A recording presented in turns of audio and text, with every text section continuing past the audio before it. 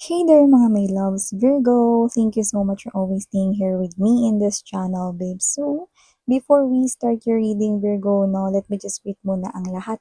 Hi and hello there, new subscribers. Ako si Yan at sa mga returning viewers, thank you sa inyong walang sawang suporta. So, yan, wala po tayo ditong gender, babae, lalaki, LGBT, lahat po kayo welcome. Even cross-watchers ni Virgo ay welcome din. Pwede nyo rin pong i-flip yung rose if you want since this is general reading. At syempre, at the end of the day, you always have your free will na pwede mong gamitin anytime, anywhere. And kung hindi nyo pa knows, meron pa po tayong other channel. Ang link ay nasa ating description box. Kaya kung interesado kayong tumambay dyan din, see you there. So yun nga, alamin natin dito yung mga dapat ninyong paghandaan, Virgo. So, let's see. Archangel Michael, thank you so much, together with the angels and guides. Ano po yung mga dapat paghandaan ni Virgo? Can you please show me? Ano po yung mga dapat na paghandaan ni Virgo? Mga mensahe for Virgo na dapat niyang paghandaan. Can you please show me?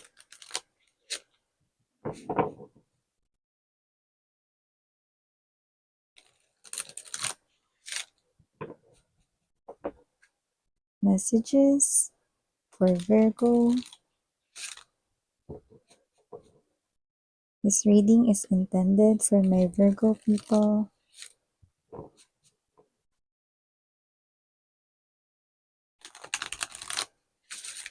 Virgo. Okay, Virgo. Let's see.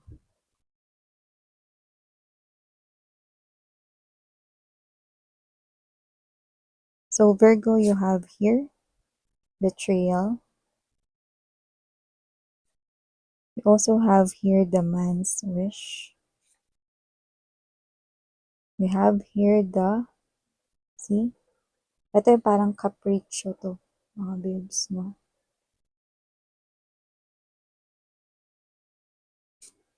Also have here gift, commerce, blessing. Bottom of the deck, litigation.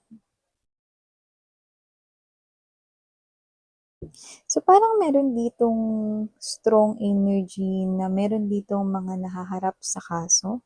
Court cases ito, no, kung tawagin, anumang klase ng kaso yan, no. So nakikita ko dito yung iba strongly dahil dito yan sa betrayal, no. So nakikita natin yun dito, yan, no. So maaaring meron ditong gustong sampahan ng kaso yung nangaliwa nilang asawa or nangaliwa nila ritong husband or wife or gusto rito ng divorce or annulment, yan, no. So, nakita ko dito ang strong third party na sinisimbolo nitong ahas na to. Yeah, ito po yung apple, no, doon sa forbidden tree, no, yung apple doon sa, ano, kay, ano, Eva at Adan, no. So, ibig sabihin, nakita ko rito na meron ditong third party na strong, kaya nagkaroon rito ng separation at kaya pinupush rito yung kaso. Yan, no. So, maaaring yan ay divorce annulment or ipapakulong, no, yung asawa, no, kung kayo ay kasal. Yan. Yung iba naman, no, hindi yan tungkol doon. Meron dito mga ilan-ilan na custody ng bata ang pinaglalaban. Nakita natin din yun dito, no. So, yan. Okay?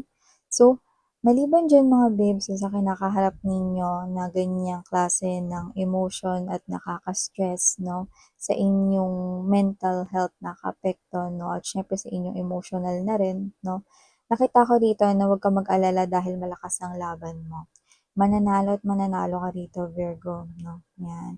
Kung sino man yung asawa mo, napakawalang kwenta, no, sinikita, oo, diretsahan po tayo sa channel na nagulat siguro yung bago, eh. Ngayon mga babes, no, yeah, wala kwenta yung asawa mo dito kasi talagang matagal na pala niyang wini-wish, no, na parang mangaliwa ka rin or mauna kang gawin yung bagay na yun, no, kasi ginagawa niya pala, no. Eh, pero dahil isa kang mabuting tao at hindi mo kaya mangaliwa kahit na wala siyang kwenta, no, hindi yan nakakayanan, no, na intayin yun. No? See, tinan mo, no, kahit yung asawa mo hindi alam kung gaano ka kabuting tao, no, isipin mo inantay niya na ikaw yung mauna pero yung totoo 'no, hindi mo, ginawa yun 'no, dahil may pagmamahal ka dito sa walang kuwenta na 'to na hindi naman dapat maka-receive ng pagmamahal galing sa'yo, 'yan 'no. Yan yung nangyari noon, tama kayo, inintay niya talaga kayo rito na magkamali 'no, pero wala, okey, wala. Hindi natupad ang kanya ritong mga plano 'no, dito sa maitim na ulap na 'to 'no. So nakita ko rito mga babes 'no, na blessing pa nga ito na nangyari na itong bagay na 'to, dahil nakakita ko rito na hindi naman talaga 'yan ang taong para sa'yo. Ang taong para sa'yo ay maaaring graduate siya rito ng doctoral or posibleng, graduate ng medicine, mga ganyan. Or baka isa siyang doktor or isa siyang nurse 'no, nasa medical field siya 'no. Malakas yung energy nun strongly na maaaring yun ay strong signs para sa mangilan-ngilan sa inyo. Pero with that medicine nakita ko that that person will definitely be a healing connection sa inyo 'no. Kung meron man kayong anak sa una ninyong asawa or sa inyong pagkadalaga or pagkabinata, matatanggap niya yun 102%. So yan. This is such a nice guy and not such a nice woman right here, no? Yan ang blessing para sa inyo ni universe, no? Dahil dito sa natapos na karmic relationship ninyo sa walang kuwenta ninyong asawa or sa walang kuwenta ninyong nakaing relasyon, no? Kahit na hindi kayo naging kasal, no, sa ilan sa inyo. Nakita ko dito Virgo 'no, na maliban diyan, nakita rin ako dito na meron ditong, ibibigay 'no, yung inyo dito kung may mga anak na kayo nakita ko dito na meron kayong mababalitaan 'no, na maganda about that child. Puwede maganda yung grades niya or, mataas yung nakuha niyang score sa exam 'no, or representative siya ng school niya. Parang meron siya ditong magandang balita na sasabihin sa inyo and bilang isang nanay or bilang isang tatay 'no, happy kayo at proud kayo sa inyong child or sa inyong mga anak 'no, kung kani-kanino mang mga anak ito, lalo na may mga anak diyaan 'no. So, paano yan, "Miss yan walang anak kami." Okay lang mga babes 'no, meron rin naman dito na nasasaad para sa inyo. Kung kayo ay single pa ngayon at wala pa kayong mga anak, nakita ko rito ng distant future para sa inyong mga Junakis in the future. Nakita ko rito na sila ay magtatagumpay at magkakaroon ng propesyonal na mga trabaho. So ano ba yun? Posibleng yan yung lawyer or maging doctor sila or maging isa sila ritong teacher, professor, no? So yan. May nakita ko rito ng mga matatalinong mga bata, no? Na nakita ko rito magpupursige no? At nakita ko na gagraduate sila no matter what happens, no? Kahit pa rito 'no, may pagkamahal ang mga tuition fee 'no, tutulungan nila kayo rito 'no, para maka-graduate talaga sila rito 'no, gano'n kababait 'tong mga bata na 'to, 'yan 'no. 'Yan yung mga anak ng iba diyan na hindi niyo pa alam 'no, single pa kayo ngayon, 'yan. So, nakikita ko dito Virgo 'no, na meron kayo ritong wish kung saan 'no, sana makakilala kayo rito 'no, ng isang person na tutulong sa inyo 'no, in terms of your finances. Hindi yung magiging sugar mommy or sugar daddy ninyo rito 'no, kundi isang business partner na, magaling mag-manage ng business, mautak, parang yung su-support sa'yo. Puwedeng may alam sa pagnenegosyo 'no, or, magiging partner mo 'no, sa pagpapalago ng kaperahan 'no. Mapatrabaho man 'yan, career, job, or business, nakikita ko na 'yun yung gusto mo at nakikita ko rito na posibleng makilala mo ang tao na 'yan 'no, sa buwan ng bago mag-Disyembre, 'yan 'no. Iba kasi Disyembre talaga mismo 'no. So, hindi ko alam kung paano talaga kayo exactly kasi marami kayo ditong energy. So, hindi ko alam kung paano kayo exactly magme-meet. Pero posibleng ipakilala siya sa'yo rito 'no, ng katrabaho mo or ng, boss mo. Baka ma-meet mo siya sa isang important meeting 'no, kung saan nandodo'n ka din at nandodoon din siya, 'yan 'no. So, sa nakikita ko rito 'no, malaki yung maitutulong niya rito sa pagpapaangat ng kung may negosyo ka na ngayon 'no, mas aangat pa 'yan sa tulong niya or puwedeng kayong dalawa ay mag-business together 'no. Teka lang, purely business lang ba 'yan, miss 'yan? Sa ngayon sa nakikita ko purely business lang kasi ang role niya talaga ngayon dito 'no, ay walang iba kundi magtulungan kayo sa pag-increase ng inyong money. yan 'no. So, posibleng ito ay purely job offer, purely, money or finances related things lang, no romantic feelings, yan 'no. Tsaka kanina binanggit ko na yung new love ninyo 'di ba, na may paparating sa inyo na healing connection, ano. So, Miss yan paano naman yung ano diyan, may kita ka ba diyang ano, hindi naman kami nanggaling dun sa betrayal, eh. Ano kami mga walang ano, no boyfriend since birth. Ayan, meron din kayo dito 'no, para sa mga NBSB diyan at NGS, no girlfriend since birth 'no. Eh, nakikita natin dito na para sa inyo nakakita tayo dito ng isang new love siyempre 'no. Pero medyo may pagka-ano siya, ano 'to, parang alam mo yung hindi naman siya nerdy-nerdy, pero parang ano siya, mahilig siya magbasa ng libro. At posibleng may pagkasuplado din siya at hindi pala kausap 'no. Malakas din yung energy na posibleng introvert siya rito. So, parang kayo ito 'no, na yang tao na yan nasusupladahan kayo. Hindi kayo masyadong parang tipid magsalita, hindi kayo masyadong papansinin, kakausapin. Siya yung nakikita ko 'no, na magiging next relationship mo. Kung paano 'no, baka mapasabi kayong it's a miracle. Nakikita ko rito mga babes 'no, na tiyagain niyo siya. Kasi nakikita ko rito 'no, nung papansin niya kayo rito at bibitiwan niya talaga yung libro niya para makipag-bonding sa inyo or mag-spend time sa inyo 'no. Plus, kung sino pa itong energy na 'to 'no, maaaring tulungan na rin niya kayo rito 'no, sa ibang mga bagay, yan. So, doesn't have to be na estudyante siya 'no, yan 'no. Maaaring mahilig lang siya magbasa ng libro 'no, or siya itong klase ng energy introvert. Kasi may mga introvert na ano, eh, ayaw sa crowd, kasi hindi komportable na makipag-sociable sa iba 'no, or makipag-usap sa iba 'no. So, nakikita ko rito na medyo matatagalan 'no, na talagang mag-give in siya rito na makipag-usap sa'yo, pero worth it 'no. Plus eto pa, ang bonus dito, may itsura pa 'yan. 'Yan oh, 'yan.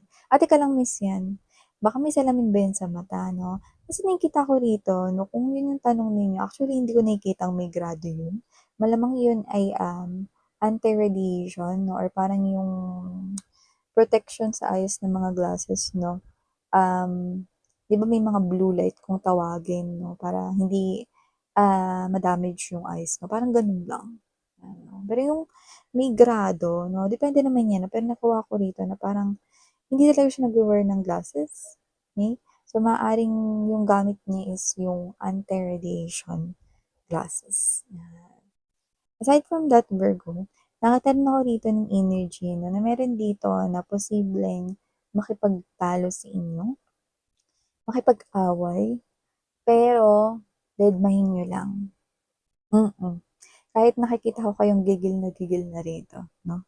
So, kung sino man 'tong papalapit sa inyo 'no, hindi niya deserve dito na kausapin niyo siya dahil huwag kayong mag-aksaya ng energy sa tao na 'yan dahil hindi kayo mananalo sa kanya dahil hindi naman niya naiintindihan 'no, ang inyong ibig sabihin 'no. Meron kasi kayong pinag-usapan dati na sobrang tagal na nun 'no, ta's yun ulit yung pag-aawayan ninyo ngayon at siya yung magsisimula 'no. Dahil hindi niya naiintindihan yung sinabi mo noon 'no, at hindi niya pa rin naiintindihan yun ngayon. So, mas maganda na umiwas ka na lamang sa kanya para hindi ka mabuwisit ng todo. Kung sino 'yan siyempre kilalang-kilala mo na 'yan. So, nakikita ko siya ritong papalapit dito sa inyo pero buti na lang 'no, maaaring November or October 'yan lumapit sa inyo at hindi sa Disyembre kung kailan buwan ng Kapaskuhan at malapit ang pagsalubong ng bagong taon kasi nakakabwisit siya. Clue, nakikita ko rito mga babes 'no, na posibleng siya yung klase ng individual 'no, na hindi dito nagpapasko, kung hindi maaaring dun baka may probinsya siya or may pinupuntahan siya tuwing holiday season. 'Yan, hindi magre-resonate sa lahat na sinabi kong parte na yun, pero just take it as a sign or clue 'no, para sa iba sa inyo kasi nakita natin dito. And yeah, 'no, nakita ko rin dito Virgo 'no, meron ditong isang energy kung saan possible na meron sa'yo ritong dumating na bagay na hindi for you, pero dahil sa'yo napunta, sa'yo na yun. Ano ibig sabihin niyan? Ganito, Nakikita ko rito 'no, na maaaring meron ditong magkamali. Kunwari ganito example 'no, lahat kayo nilagyan ng gift sa inyong table kasi malapit na magpasko. Example lang 'to, pero maaaring di ganito yung sitwasyon 'no, nilagyan lahat, 'yan. Pero iba-iba pala yung laman nun, 'di ba? Iba-iba pala yung laman nun. Ngayon, hindi mo naman pangalan yung napunta dun, okey? Pero yung pangalan mo kasi 'di ba parang dahil nakalagay na nga sa table mo parang yung iba excited buksan, 'di mo na titingnan kung para sa'yo ba yun, siyempre sa'yo talaga 'di ba? Bubuksan mo na, nabuksan mo na 'no? And it so happen na yung pangalan mo maaaring napunta sa ibang table pero nabuksan na rin nung tao na yun kasi nga yun ang unang thinking niya, ay lahat may regalo sa table so parang iisipin niya baka pare-pareho or whatever 'no. Pero kung ano yung mapupunta sa'yo, hindi yun yung para sa'yo pero paano naging sa'yo. Okay, kasi yun yung bagay na gustong-gusto mong matanggap, na sana hindi ikaw yung bibili for yourself. 'Yan 'no, na-gets mo ba mga babes 'no? Parang may pupunta sa'yo dito na parang by accident, pero you manifested that thing, you manifested that present, you manifested that, gift 'no. So parang kunwari sabihin natin example lang naman 'to 'no, nagke-crave ka ng ano 'no, isang isang isang box ng Choco Mucho, hindi po ako endorser niyan, example lang 'no, or isang box ng chocolate, ayan 'no, 'yan, flavor is ganito, 'yan 'no. Ngayon, okey, napunta 'yan sa'yo 'no, pero supposedly, "Eh, kay ano pala 'to, palit na tayo." "Hindi, 'wag na kasi ani, nabuksan ko na rin 'tong sa'yo, sa'yo na 'yan." 'No, may gano'n tayong nakukuha rito.